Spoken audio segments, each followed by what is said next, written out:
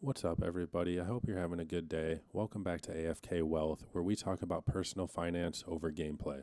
I'm your host, Certified Unk, and today I have a topic that I would like to discuss regarding one of the biggest make or break decisions of your financial life. Your vehicle. If you understand the variables that go into the car buying equation, and if you understand what you can realistically afford going into it, this decision can be one of the greatest wealth building choices that you make. However, if you allow status, ego, long financing terms to creep into this decision making process, buying a car, new or used, can be one of the worst financial decisions that you make. Purchasing a car that you cannot afford is quite common, unfortunately, and this can derail your financial health by years or even decades. In today's video, I want to go over how my first car purchase out of college was one of the most important decisions that I made on my personal finance journey. Before we get into the details of that, I do want to show some overall data from the first quarter of 2026.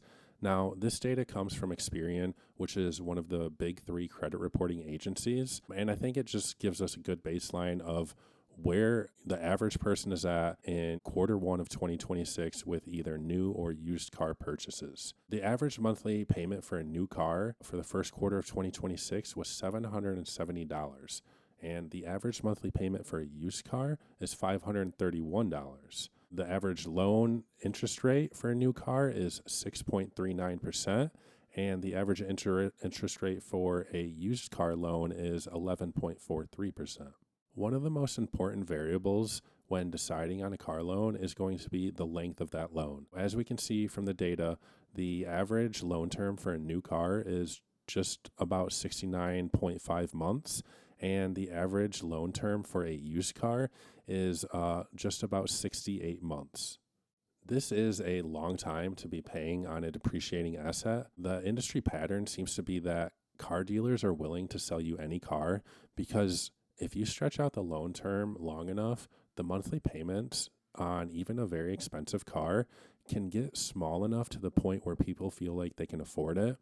But really, that's just a trap because the longer that you extend the length of a car loan, the more interest you're going to pay on that loan. You really don't want to fall into that trap because car dealers are going to be willing to sell you any car that you can afford. And, one of their biggest questions that they like to ask is what monthly payment are you looking for? Depending on your answer to that and depending on how you handle that question, they're going to get an idea of, is this person financially savvy or not?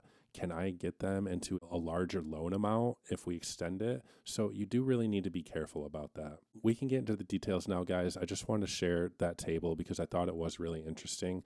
But now let's get into my car purchase that I did after college. I'm 30 years old. I graduated college in 2019. When I graduated college, I did not have a car. Throughout college, I took the free bus, I walked around campus, and I rode my bike everywhere. After I graduated, I needed something to get me to and from work. At that point in my life, I just graduated college and I kind of wanted to treat myself. So I was very close to actually getting a loan to go buy a Subaru Outback.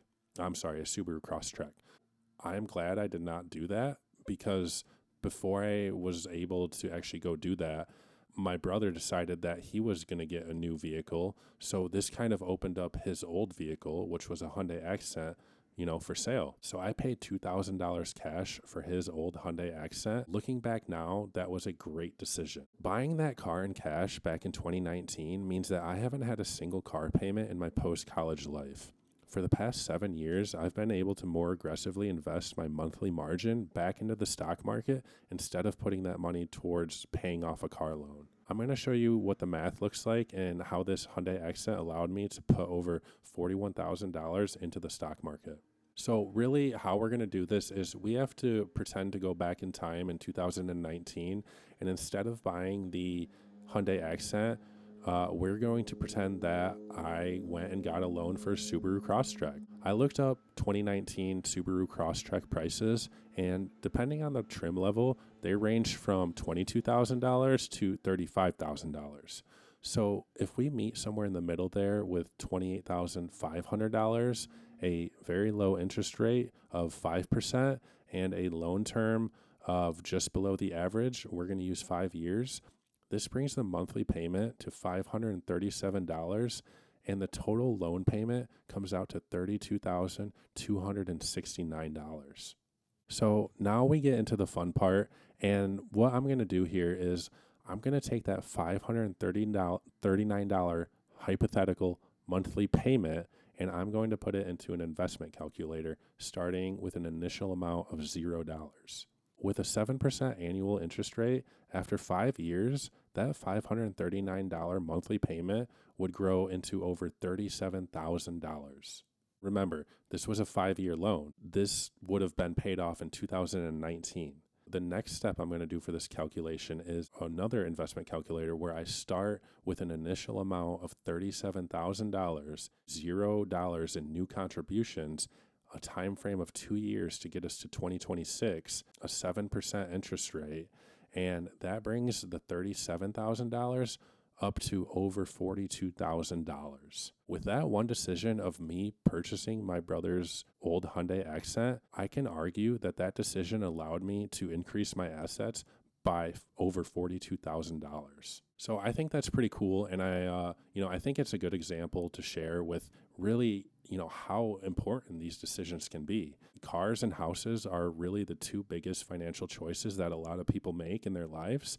And it is really important to study those details, run some simulations, and figure out what makes sense for your situation. One thing that I'm going to talk about next is a car loan rule that I like to kind of use. If you look up car buying rules online, I'm sure you're going to find many different people with many different opinions. This is a rule that makes sense to me, and I like it. What it is it's called the 24/8 rule. Now, the 20 represents putting 20% down initially upon your car purchase because remember, cars are depreciating assets. If you buy a new car, the minute you drive it off the lot, it probably lost 20% of its value. By putting a 20% down payment on a newer used car, that minimizes that to a degree and it helps you get some skin in the game. So that's the first part of the 24/8 rule. And the second part of the 24/8 rule is the 4. The 4 is going to represent the loan term, 4 for 4 years. You shouldn't really be financing over that. Obviously, everything is personal. But for me, this rule works. The 4 represents not going over 4 years of a loan term. The last part of the 24/8 rule is the 8. What the 8 represents is making sure that your total monthly car expenses, which is gas, your loan payment, insurance, you don't want that to exceed more than 8% of your monthly gross income. So I think that's kind of a good framework, and you can use that rule as guide rails for if you're looking at new cars. It is a rather strict rule, but it really falls back to the fact that cars are depreciating assets. To me, it's meant to get me to and from work, go on some weekend adventures and have something reliable and safe to get me to where I want to go. I don't need, a fancy car. If I made a lot more money, then maybe I could justify that. But that's not what a car is to me. It's not a status symbol. It's not something that I want people to look at and say, oh, wow, he must make a lot of money. It's a practical thing for me. I hope that rule can help give you guys some guide rails for if you are also in the market for a newer used car. For this part of the video, I kind of want to talk about my upcoming car purchase a little bit. It is currently July 1st, and I am going to be buying a new car this month. Now, it's a used car, but it's a new car to me. I want to kind of put in some of the numbers here and go over it. I'm going to be purchasing a used Nissan with about 30,000 miles on it for $17,000. If I put a 20% down payment on this, that brings my loan amount to $13,600. Now, I already did get quoted from one of my credit unions, and I have a decent credit score, so I got a 5.19% interest rate on this loan for 4 years. This brings the monthly payment to $315. I make about $107,000, $110,000 a year, so 8% of my monthly gross income is just over $500. So if you take that $506 minus my payment of $315, that leaves me with just about $200 of buffer room every month for gas, insurance, and any other car-related expenses that I might have. Now, I did keep this calculation rather simple. I did not include sales taxes or title and registration fees at all, but I kind of just wanted to use this to show you guys, how this rule works and how you might be able to apply it to yourself. Unfortunately, my Hyundai Accent has been running into issues lately, and it's at the point where it's kind of just getting me around town. So I can't really go on weekend trips or travel across states and stuff like that. So that's kind of what's forcing me into getting a new car finally. I hope you guys have enjoyed this video. I hope you guys have learned something. If you have any questions or comments, I would be happy to talk to you in the comments below. If you enjoyed the video, I'd appreciate it if you could click a like, subscribe if you feel like it. Thank you so much for watching, and I hope you guys have a great rest of your day.